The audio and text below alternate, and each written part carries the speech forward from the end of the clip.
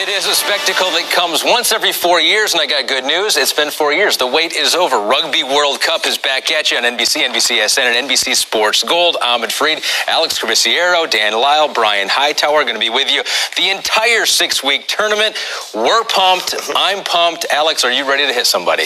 I cannot wait. Been waiting. Hopefully, just stand a little bit far away from me.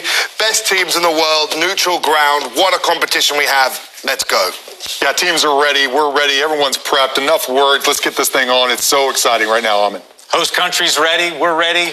Let's get it on. So it is the host country in Japan. It is the first time ever that the Rugby World Cup has been held in Asia. What's the significance of that?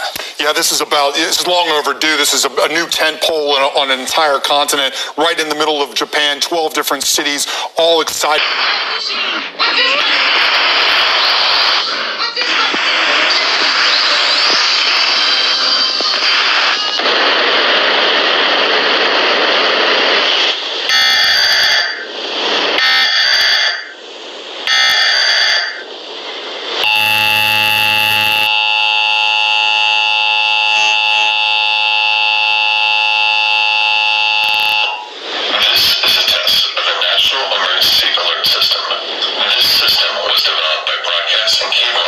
Voluntary cooperation with the Federal Emergency Management Agency, the Federal Communications Commission, and local authorities to keep you informed in the event of an emergency. If this had been an actual emergency, an official message would have followed the tone alert you heard at the start of this message. A similar wireless emergency alert test message has been sent out to all cell phones in the nation. Some cell phones will receive the message, others will not. No action is required.